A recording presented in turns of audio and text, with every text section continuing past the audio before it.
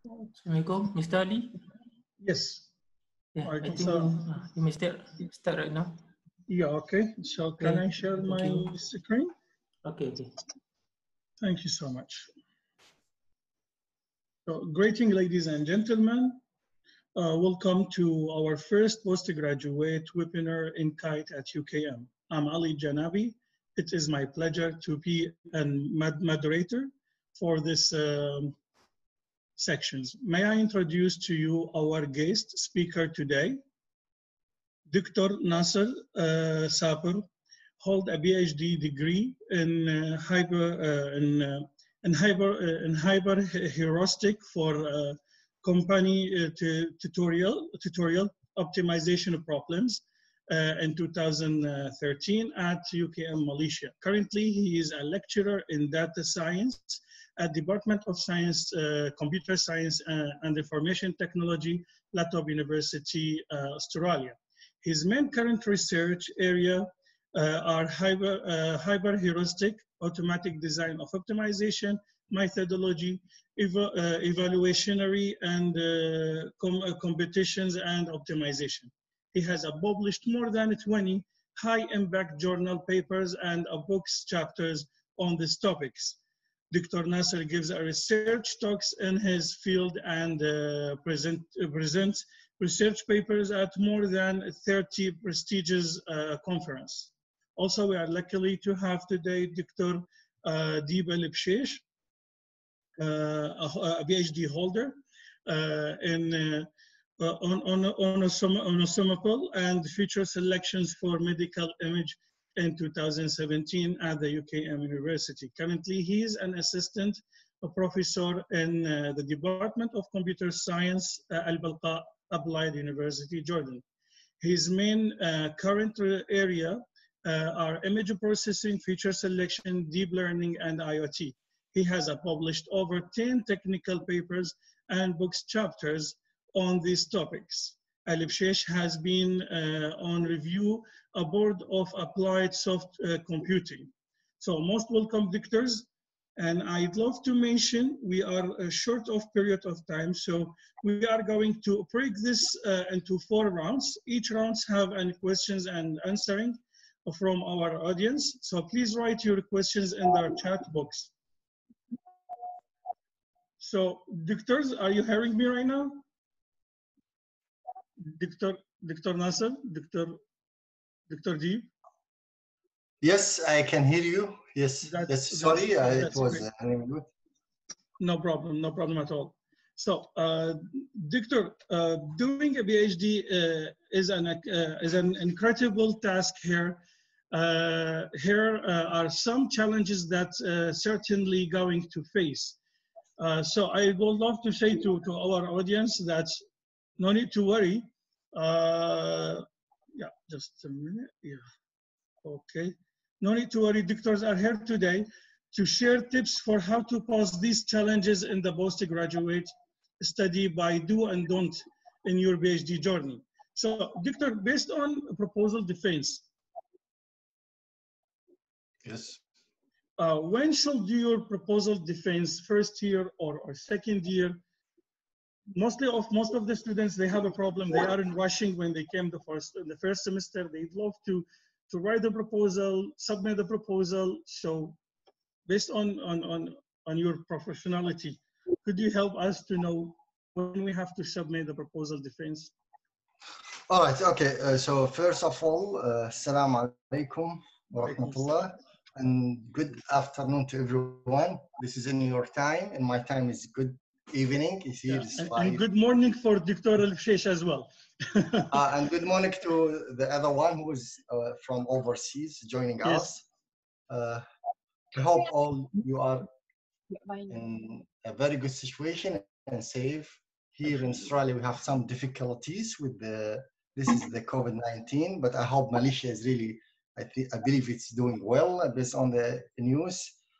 Also here is very cold, and I believe in Malaysia now is really, the weather is quite good. So anyway, so with regarding the proposal defense, I have a lot of experience in this based on as I have been a student and then I have been a lecturer as a supervisor. Personally, I would suggest is not to immediately write the proposal defense or conduct the proposal defense. This is especially for the master students who doesn't start from scratch. They have no knowledge about the research and they need a little bit or some times to conduct and explore the area that they're going to do a research. I would suggest at least 6 months, spending 6 months from reading, investigating, trying to answer several questions, which I always suggest to my PhD students. First of all, when you pick a topic, always say, okay, why I want to work on this? Is it just there's any preference or any motivation that really suggest to me this topic, or I just want to pick it? And the second thing, once you pick a topic, then just try to see why it is difficult. The most important thing, you understand what you are doing. It's not just, for example, I pick the topic and then you have to understand what you are doing. And then the next step, you should say, okay, if some people done it or if some people solve it, why it's so difficult? Why we should do, I mean, continue research in this topic. And then once you come up, I mean, you answer these two questions, it is very easy. It's become clear for you to justify if some people ask you why you picked this topic. Of course, there is no concrete justification for why you pick topic rather than others. It sometimes depends on your preference or your supervisor background, but there is no, I mean, optimum or optimal answer for this question. But for the second one, no, you have to know why this topic has not been solved yet, why there are some people focusing on this research directions. Once you are come up, I mean, familiar and what you answer, you can answer these two questions. I would highly suggest to read a lot of to really improve your knowledge, gain more tools, and then after that you would be ready. We have announced anything that is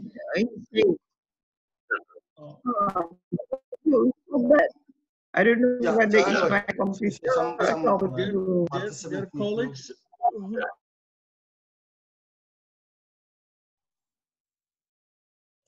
all right, so you mutated everyone, I unmute myself anyway. So based on this, this is the main suggestion I would say.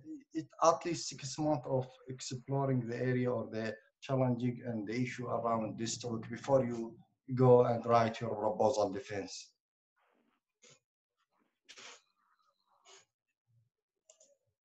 Okay. Ali, can you hear me?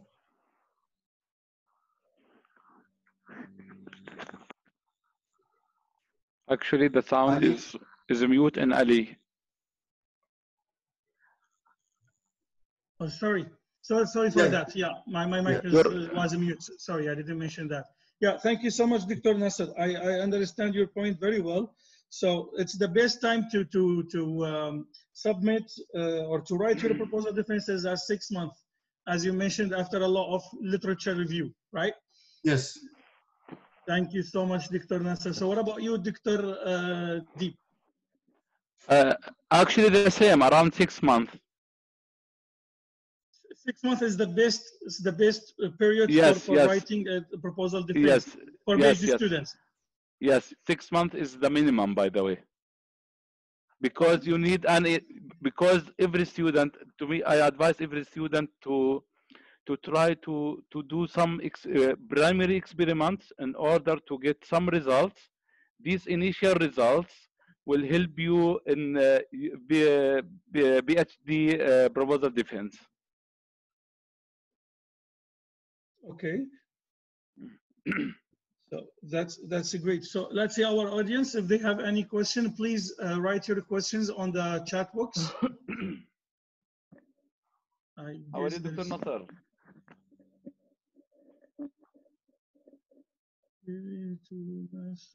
Okay, 6 months, but most of understanding.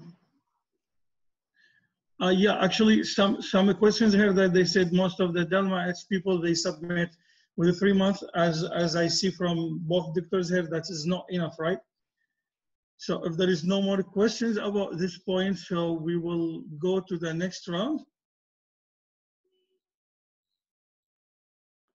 Actually, why 6 months? Because you read to read and read and read. Once you read, you need to read a lot of articles that are related to your issue. After that, you have to find the gap in this articles.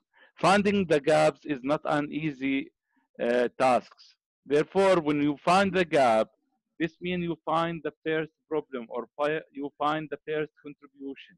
Now, how to fill the gap? This will be your first objective. So you need to manage your literature review very well before you start and said, okay, 3 months, I found the problem. If you are lucky, within 3 months, you will find the problem.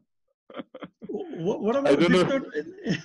In case like what's happened with me, you know, like when I submit my proposal defense, just in a few days there is an article was released, almost highlights same idea that I do already. So should I read again, or I have to play with the topics a little bit? Therefore, you must have another scenario beside your first scenario, like a backup scenario.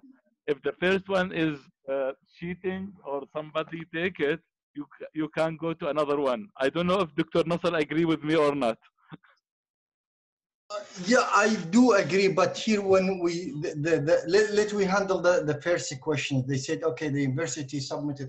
What I mentioned before that, what I suggest 6 months for a master students or for those who are totally new to the research.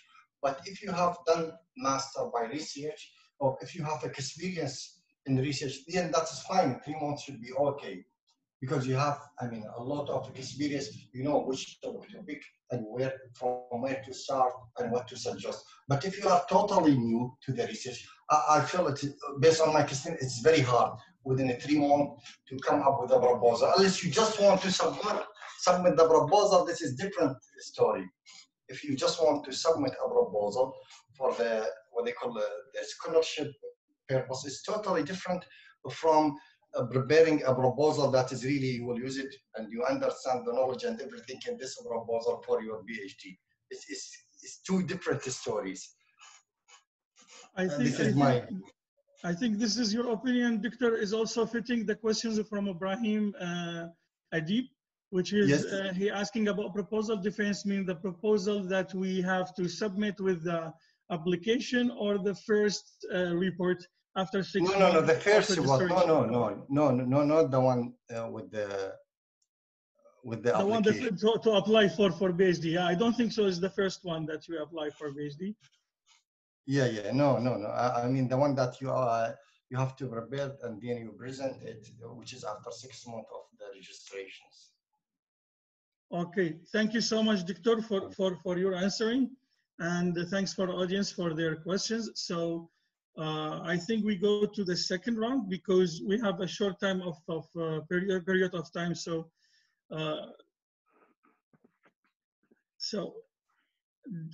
so much to do and so little time to do it. This is probably the mantra of our age. So could you please tell us how to manage our time in our PhD journey? Me?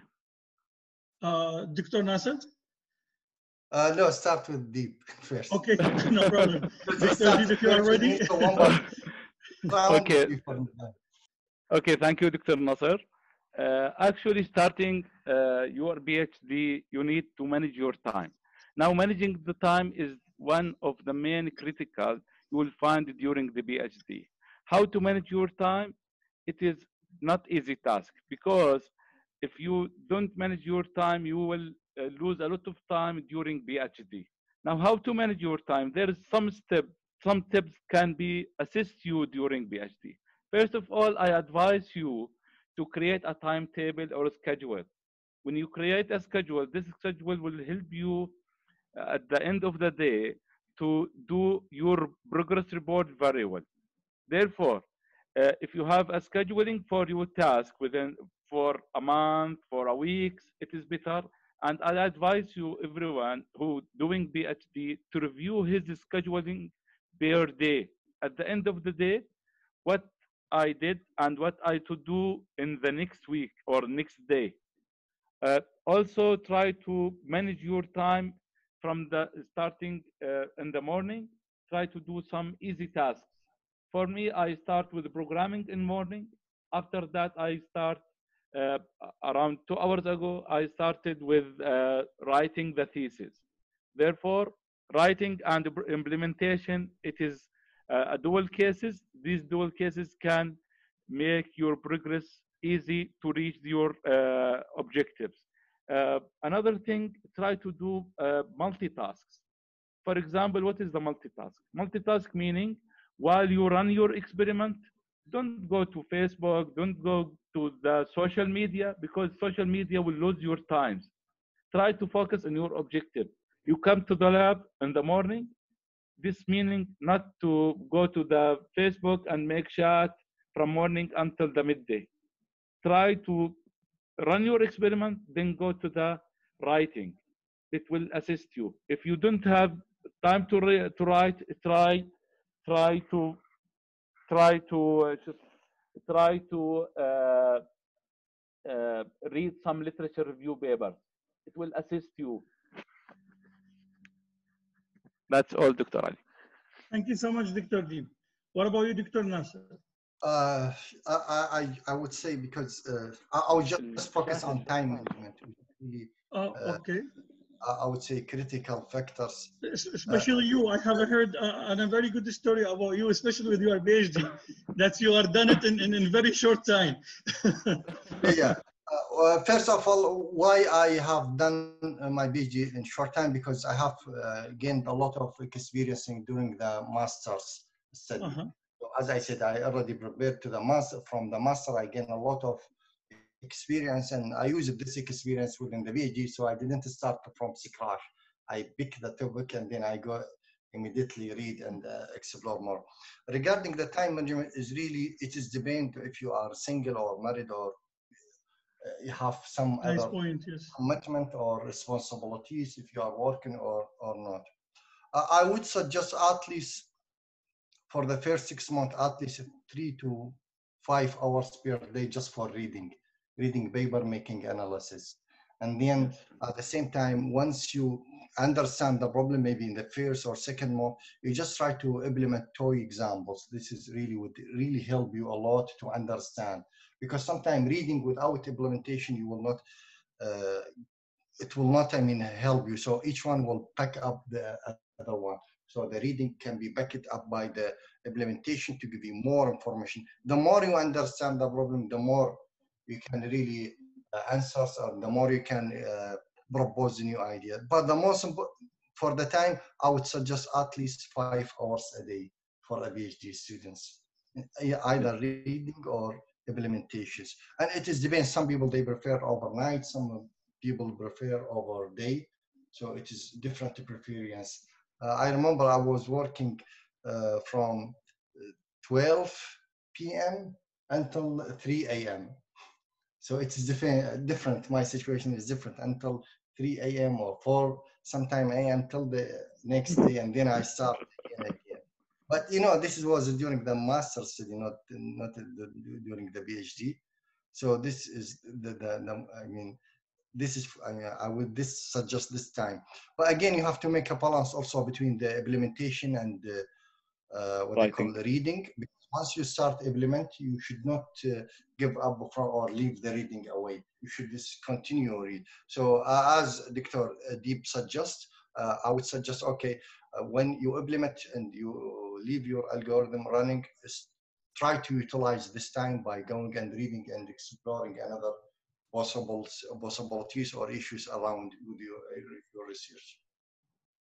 This is, I mean, for. Thank you so much, Dr. Nasser.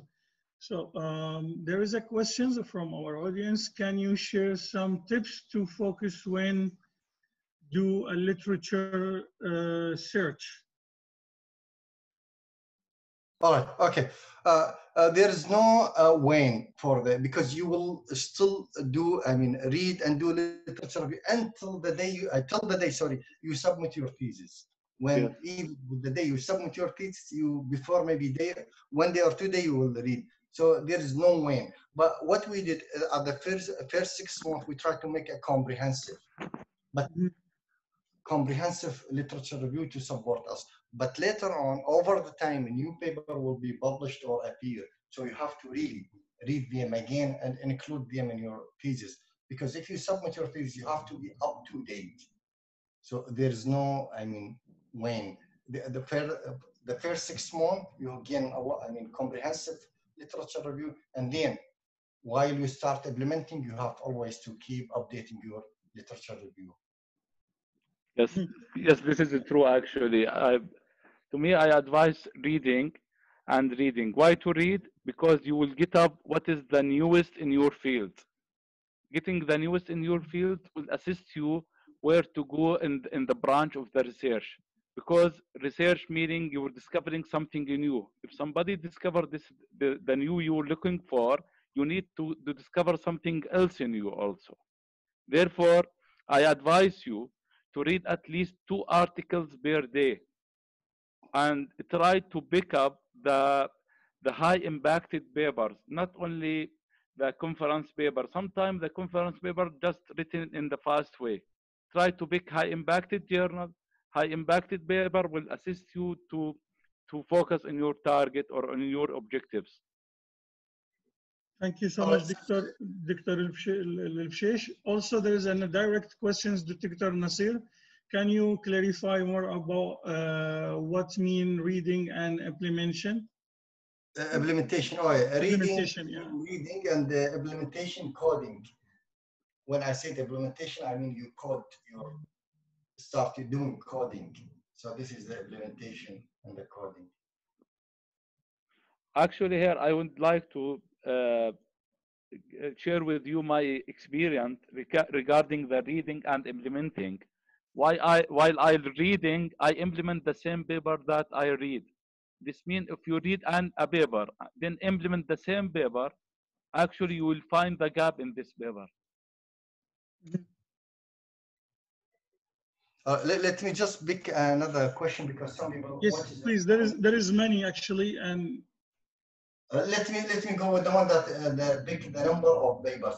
There is no numbers. Sometimes because if you are, if your topic is total new, maybe you get 1 or 2 papers. And if your topic is really quite old, you might get 100 of papers. So there is no sufficient number, or there is no recommended number, but there is recommended or to pick again, as Dr. did, the high quality papers. Why? And the latest paper, because once you pick the high quality and the latest paper, we assume by default these paper cover what people have done before. So you don't need to go and check them one by one, because sometimes people, when they publish a paper in high quality journal, they say, okay, what have been done before? So you don't need to spend a lot of time. So I would suggest the highest quality and the latest one. Of course, there's some paper they are really currently published. They did not dig deep about the problem. They just present, I mean, some very brief, which I don't recommend, because the people, they assume that you are expert in the what they call this domain. Sometimes I would recommend to read the thesis if you've got any thesis or survey paper. This is also can help you a lot in terms of understanding the problem. So when you read sometimes literature review, you read a paper, you just get the methodology itself, but you will not understand the problem. What is it? it's true. Yes. Actually, I would like to add a little bit Yes, advice please. here. That is, if you finish the first 6 months and you finish the implementation, please try to write a paper. And this paper, try to submit it to a high impacted journal. If it is rejected, you are lucky. If it is accepted, you are lucky. Why you will be lucky? If it is rejected, they will give you a lot of comments. Try to focus in these comments. It will become your new objectives in your PhD. That's good tips. Well, actually, I was hold it for the end of our meeting, but we will beg it for it later. But I think some audience they ask Dr. Nasser to increase the sounds because they say it's. I just now I did. I hope you can hear me now. Yeah, actually I heard you very well from the beginning, but maybe some other audience they can't. So thank you so much for doing that. So because we are running out of time, and so we will jump to another round. But before that, I will drop to announce to our audience there is a form for evaluation for this program. Will be on the chat box. So please go for it later and fill it. So for round 3, dictors.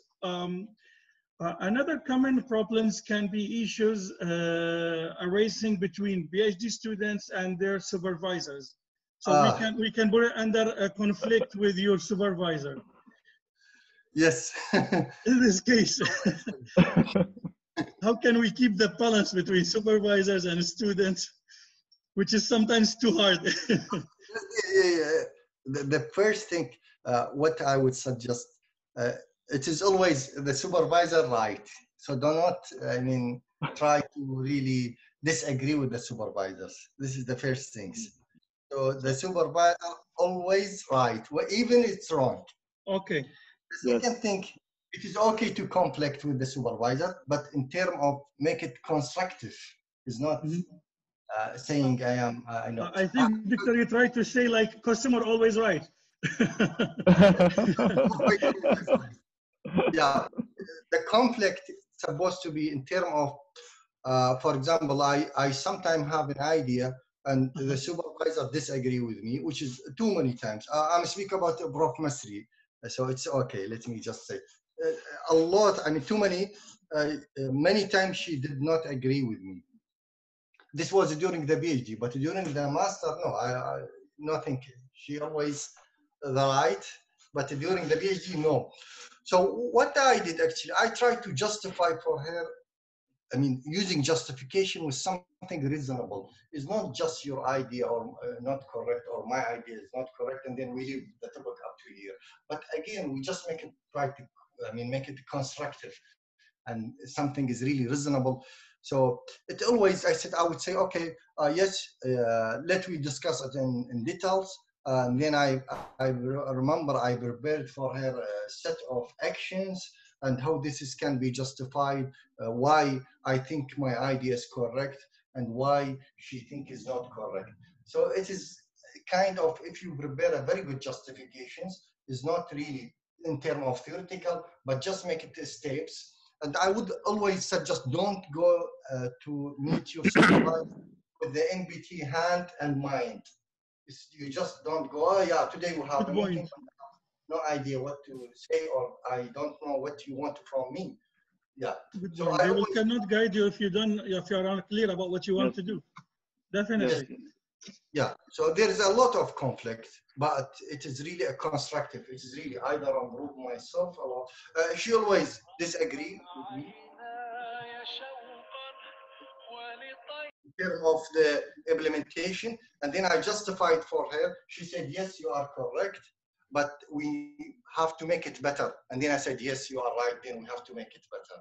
But at the beginning, no, she said, okay, I'm not happy with the experiment section especially.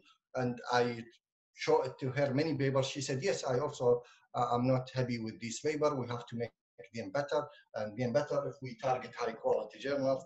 And then I have agreed with her. Maybe there's some other part I did not agree, but always we make it just like a discussion and like we exchange idea.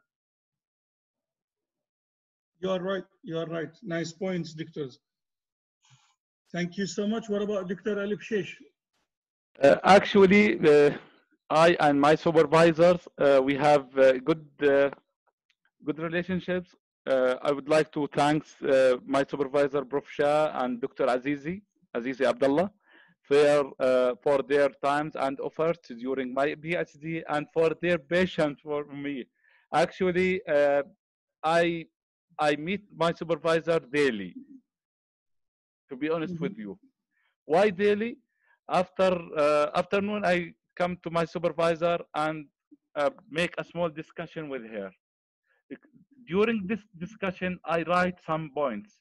Now, these points, I come back to my office, then re-implement or read a lot of articles. This discussion make to me يعني like a light spot for the future. How can I go through my PhD thesis writing for implementation? Sometimes the discussion open a door for you, and you need to be patient with your supervisor. Okay, I advise every student to make a regular meeting with his supervisor. Actually, don't try to cut the meetings between you and your supervisor. This will assist you. How can you manage your PhD? Always try to discuss your idea with your supervisor. Now, if there is a conflict between you and your supervisor, try to come back to your supervisor second day, third day, and discuss with him the small issue. I think the PhD is the main role of supervisor is to manage you, not to assist you in reading or assist you in implementing your issue. Okay, the main thing that supervisor can assist with you is the managing your time, managing your work, and your supervisor, I think he is a good knowledge in the field that you work in.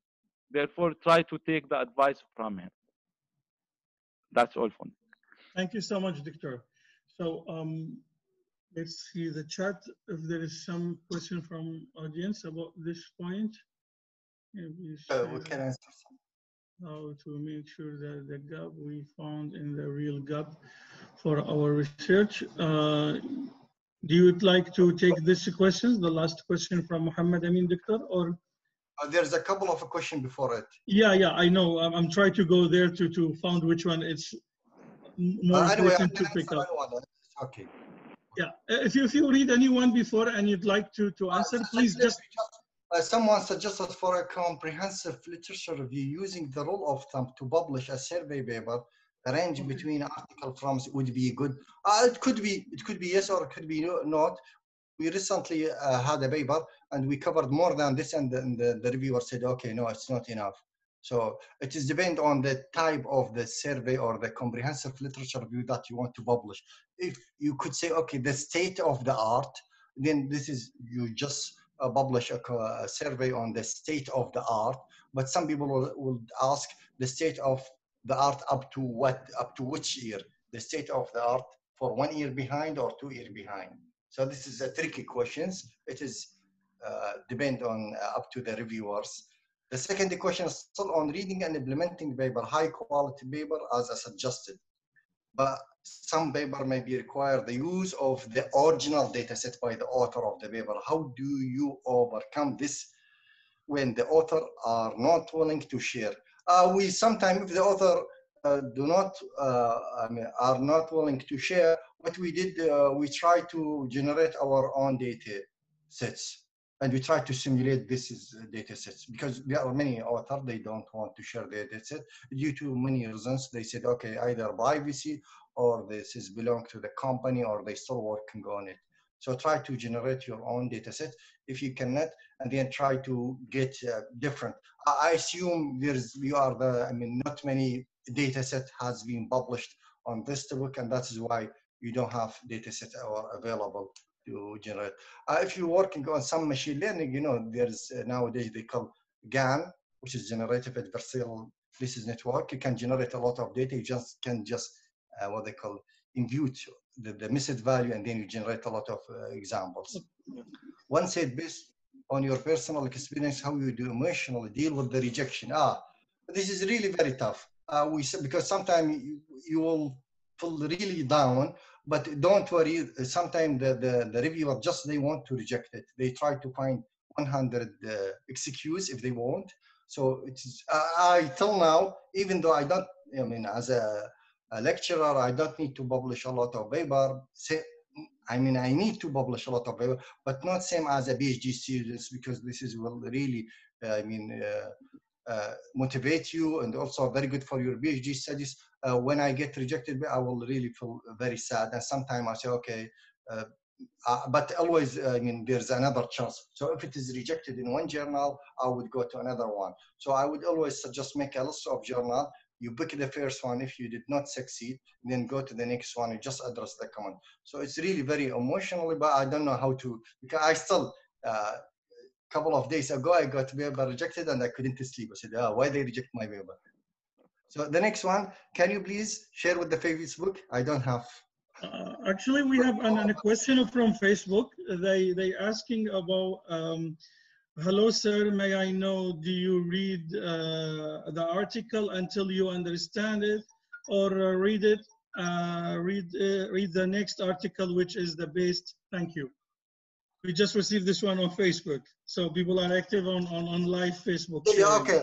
How, may I know, do you read the arts until you understand it, or you just read the next article? What's the best? It is depend, because sometimes if I understand, if I know the topic, that I will just go and pick the methodology, and I have to repeat it a couple of times. If it is not clear, then I ignore it. And there is actually, yes, to me, for this question, do I need to read the article 2 times, 3 times? I said, if this article is important for your issue that you are handling, read it 3 times, 4 times. However, if this article is far away from your task or from your objectives, go away from it. Just read the abstract, read the methodology, as Dr. Nasser said. After that, leave it. Try to focus on the articles that are related to your work. These articles, read them 5 times, 6 times, don't worry. So, okay, one question, one said, how to make sure that the gap we found is the real gap for our research. This is tricky, actually, this is very tricky, because sometimes it is based on what have been published. And then what you said, the gap is really, the gap it can be different from a theoretical perspective and the programming perspective, or from the implementation perspective. It is depend on, and you know, the gap, there is no measure for the gap, actually, I would say. You may be doing something when you are far away from the real, but you are maybe doing something is very close to the real. So it is, a discussion is supposed to be between you and your supervisor, and saying, okay, are we, what we going is really to do is really, the gap that we're doing is really very close to the real research or not. Nowadays, I think it's always, people ask for this question, but it is really not very clear. I would say it's not very clear, but it is depend on the domain. What we try to do sometime to close the gap, we talk to industrial people. If this is a problem coming from the industrial, we present to them our research and see, okay, does this fit with your requirement or not? I would say this is the best way to present to the industrial people, or some people that they use your research or implementing your research, and based on this we can decide, the people that the expert in the domain they can decide, oh, are you far away or you are really very close to our real world problem. Thank you so much, Dr. Nasser, for the mention all the questions here and answering all of them, and thank you, Dr. Deep, for this as well. So because of the short of time, I still have to remind, we have. Sorry, Altitude. A couple of questions. I'm not sure I have to address them one by one, or you handle the situation. It's okay, no problem, no problem. We can pick up as much as we can, because we are really running out of time, and this is the dilemma actually. Otherwise, we are happily to have both of you today and learn from your experience. And still have more things coming up to highlight actually. So that's why. So I'd love to go to the 5th round. You know, it's hard for anyone to maintain motivation throughout their whole project, feeling fed up, bored, and etc. So what you say, doctors, for the problem with motivation during the journey of PhD? Which one you? I mean, there is many students, they have the problem with motivation. They lost their motivation in study. They lost their motivations because because either they failed in the proposal defense, or the area or the students surrounding them, because the students always they are trying, oh, I'm not doing well, I have a lot of issues, some of them true, some of them not, I don't know why. So what the motivation, okay, I will always say, okay, what's the motivation was for me, I want to be the best researcher, and in order to be the best researcher I have to publish a lot. In order to publish a lot I have to read a lot. In order to read a lot I have to understand a lot, implement a lot. This was my motivation. I want to be, because I said to myself, I don't have any other jobs. I'm not going to work in industry, for example. I want to be in academic. That's why I'm studying a PhD, of course. And then what I want to do, I want to be a lecturer in high quality university. How to reach this? I have to publish. How to publish? Then how? Step one depend on each other. So this is The was my circle. plan. It's nice circle motivation, actually. Yeah, to That's become yes, the best, yes. you have to motivate But yourself. actually losing the motivation during the PhD is normal. Why it is normal? Because if you run an experiment and the result was bad, this Some is feedback from you journals will as lose well. the motivation. For example, if you found your objective, somebody else published with it, you will become sad, like you, Dr. Ali. Therefore, if you face these problems, I advise you to take a rest, then or to take a rest for a while, then come back for your issue. Try to handle it. I also try to read a lot, as Doctor said. Try to go to the, yani after reading, try to implement a lot. That can help you during the losing the motivation. I think the losing the motivation is normal during PhD. And try to talk to others, other students. This is a main step that can make motivation high for you. Try to discuss with your colleague. Try to go to the workshop in your faculty or outside. This will open a door for you and make increasing in your motivation. That's nice point also, Dr. Okay, let me add one thing, because some people they don't know. There are many questions actually, so it's a good. We still have the time. We can pick up questions from the chat box as well. Let me add one thing to the motivation. I have to acknowledge this, because my supervisor, Professor Masi, she always motivating me actually, especially for the publication and high quality. So this is also an important factor. So sometimes the motivation is not just from yourself, it's from your supervisor. So she always, she treated me as her friend, a brother, son sometimes. So she always, motivating me, okay, we should publish in high quality journal. This is really will help you a lot. And then, so this is also a very good, I would say something is really very important was for me to get a lot of motivation from my supervisor for this, to go step by steps. That's good as well. You know, like it's a part of the journey. So it's good to get motivated from the supervisor as well, because the only person who will show you how you are a hard worker as well. Yeah, true.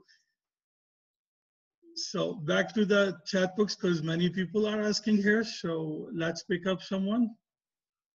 How to choose your supervisor? Okay, if you have reading anyone and you found it interesting, doctors, you can highlight it. Anyway, do you want me to answer? I don't mind to answer all. No, you pick up one if you want. If you don't want, I will take you the last question from Brahim Adib, how to choose your supervisor. Yes. Actually, when you choosing your supervisor, first of all, try to choose your the supervisor that interest in the same area.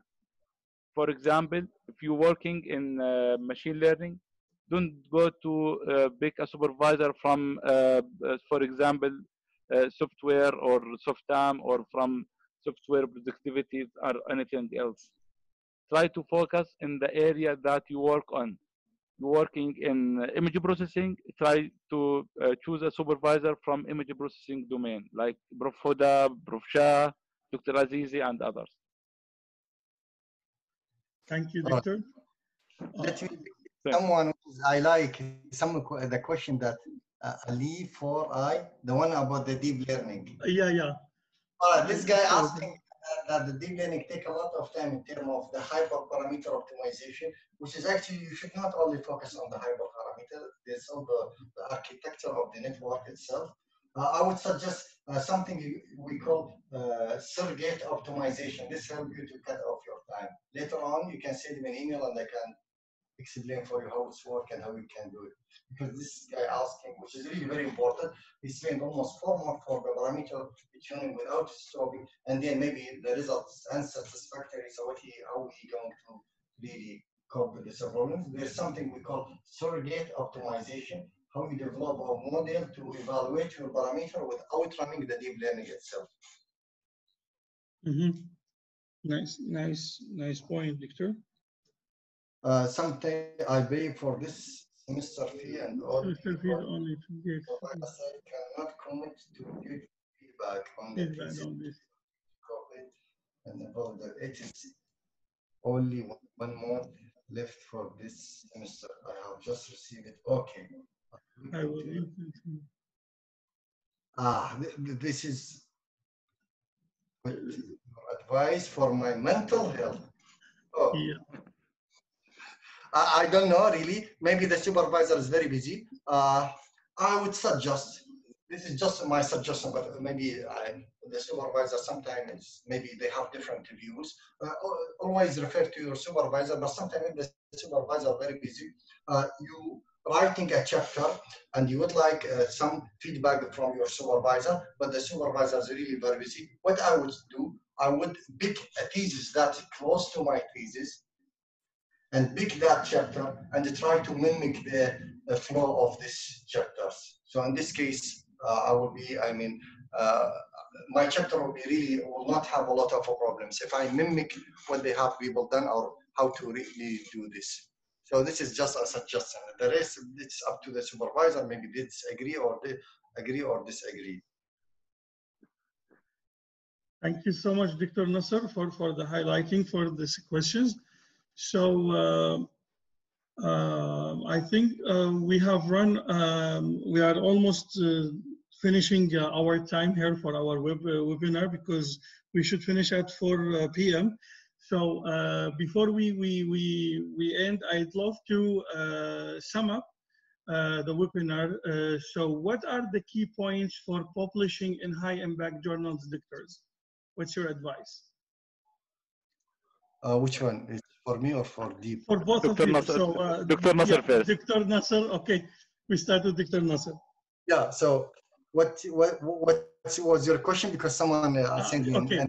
What are the key points for publishing in high impact journal? Since both of you are, especially you, Victor, we call you here in UKM Q1 predictor. So we'd love to learn. Yeah. First of all, the writing is really very important, especially the abstract. If the abstract is really very good, I put myself as a reviewer when I'm writing. I put myself as I'm someone reading a paper, and then if this paper really motivates me, encourage me to read it or not. Because when you read some paper from the abstract, you give up. And some of them from the abstract, you decide to continue. So the abstract is really the main motivation. For myself, when I'm writing a high quality paper, the first thing, the abstracts. I spend a lot of time to make the abstract clear, smooth, and then highlight everything and as a motivation. And sometimes I share it with the other one or other friends or other colleague, other co-authors, ask them, how do you read this abstract? It motivate you. And then the second part, which is the introduction, the first part of the introduction, the opening. So this will motivate. And of course, if you're writing for the high quality journal, the methodology should be really very clear. The analysis should be comprehensive and clear to convince the readers or the reviewers. So these are very tip. But the most important for me, I say, okay, the abstract and then the methodology. And of course, the methodology is supposed to be something is really, I would not say innovative, but I would say something is really addressing an existing issue. It's not just implementing and sending to them. At the end, sometimes it is up to the reviewer. So sometimes you submit to a low quality journals. When we said low quality, not the journal is low quality, but the fact factor is low, and the reviewer rejected, and you might submit the same journal to the high quality journal, it will be accepted. So sometimes it's up to the reviewers. Thank you so much, Victor. Actually, I would like to add small hint here. Yes. As Dr. Nasser said, okay, as Dr. Nasser said, try to write the abstract very well. Also, before you writing the abstract very well, try to read 10 articles or 10 articles from the high journal. Try to read 10 abstracts. After that, writing your abstract. When you go to introduction, try to read 10 introduction in different journal, in different high impacted journal. Then write your introduction. This will assist you. Okay. And one more thing. Also try to focus in conclusion, because I think the reviewer sometimes read abstract, introduction, and conclusion. They neglect sometimes the literature review. Therefore, try to focus in your abstract, introduction, results. It's okay to discuss the results and what is the finding behind the results. Not only show the numbers, because showing the number is normal, but what is the conclusion behind the numbers? This is a good idea. Nice actually. point. Yeah, nice point. What about doctors? The current topics, like if we publish with an high impact journals when the topic is new or current topics like COVID-19 these days. It's very recently topics, and I think most of people they like to write in or something like this. Do you think will we get an high impact? I mean, the topic also affect your high impact journal, or doesn't matter sometimes the topic? No, I would, for me, it doesn't matter. It is depend. It is, I mean, COVID-19 will be like a trend, and a lot of people panic to publish in this, but later on it will not be anymore. Same like if you remember before, a lot of people talking about the cloud computing. Definitely, yeah. Very hot topic, and they gradually become okay, normal topic. Same thing for the big data. Same thing for the cloud. I mean, with this COVID-19, the good thing, maybe a lot of people will get a lot of citation because it's very recent, but it's, I mean, you are a lot of problems still not being fully addressed. So it's not, I mean, it's not you just focus on, for example, this particular topic and you ignore the rest. It's just a flame of time. It's not for long time articles. Yeah. What about you, Dr. Deep? Actually, the hot topic is interesting, but if you're looking for the data set for some new topics, like for example, COVID-19, I found some researchers reach 100%. Therefore, it is not good to try to focus in them. But it is good to focus in some new topics like IoT. Try to make merging or hybridization between the hot topics and standard work, like some optimization techniques from machine learning. Okay, I think the merging will give you a new topics. That's also a good point, Doctor. Thank you so much, doctors, for this lovely. Yes. Yeah. I see. I think Prof. Johanna Salim, which was my teacher in the research methodology, she put something which regarding the supervisor, which is I completely agree with. Johanna with us. Okay. Prof. Johanna, welcome. Yeah, most welcome. Yeah. My research methodology. Working load and that supervisor. Okay.